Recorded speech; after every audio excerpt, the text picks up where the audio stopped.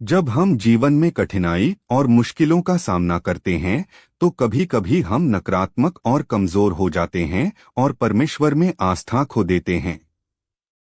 हालांकि हमें यह विश्वास होना चाहिए कि मनुष्य की शक्ति और आस्था परमेश्वर से आती है, और अगर हम परमेश्वर पर भरोसा करते हैं तो हमारे पास सभी कठिनाइयों और मुश्किलों का सामना करने की शक्ति होगी। शक्ति के बारे में बाइबल के ये 10 पद पढ़ें हमारी आस्था और ताकत को मजबूत कर सकते हैं और परमेश्वर के नजदीक ले जा सकते हैं। परमेश्वर हमारा शरण स्थान और बल है, संकट में अति सहज से मिलने वाला सहायक। भजन संहिता 46:1। परमेश्वर मेरा बल और भजन का विषय है, वह मेरा उद्धार ठहरा है। भजन संहिता 118:14। जो मुझे सामर्थ्य देता है उसमें मैं सब कुछ कर सकता हूँ। फिलिप्पियों 4:13। परमेश्वर मेरा उद्धार है, मैं भरोसा रखूंगा और न थरथराऊंगा, क्योंकि प्रभु यहोवा मेरा बल और मेरे भजन का विषय है और वह मेरा उद्धार करता हो गया है। यशायाह 12:2। हे यहोवा, हम लोगों पर अनुग्रह कर, हम तेरी ही बाट जोहते हैं। भोर को तू उनका भुजबल, संकट के समय हमारा उद्धारकर्ता ठहर। यशायाह 33:2। वह थके हुए को बल देता है और शक्तिहीन को बहुत सामर्थ्य देता है। यशायाह 40:29।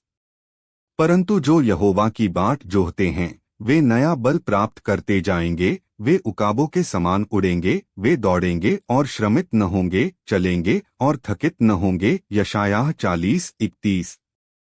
कि वह अपनी महिमा के धन के अनुसार तुम्हें यह दान दे कि तुम उसके आत्मा से अपने भीतरी मनुष्यत्व में सामर्थ्य पाकर बलवंत होते जाओ। इफिसियों 3:16। इसलिए प्रभु में और उसकी शक्ति के प्रभाव में बलवंत बनो। इफिसियों 6:10। जरुब्बाबेल के लिए यहोवा का यह वचन है, न तो बल से और न शक्ति से, परंतु मेरे आत्मा के द्वारा होगा। मुझ सेनाओं के यहोवा का यही वचन है। जकर्याह 4:6।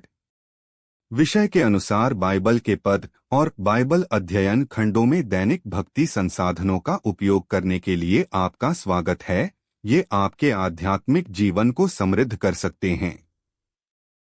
परमेश्वर ईसाइयों को क्यों कष्ट सहने देते हैं? परमेश्वर ईसाइयों को क्यों कष्ट सहने देते हैं?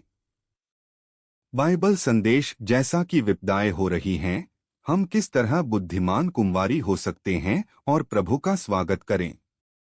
बाइबल संदेश जैसा कि विपदाएं हो रही हैं, हम किस तरह बुद्धिमान कुंवारी हो सकते हैं और प्रभु का स्वागत करें। परमेश्वर कहाँ है?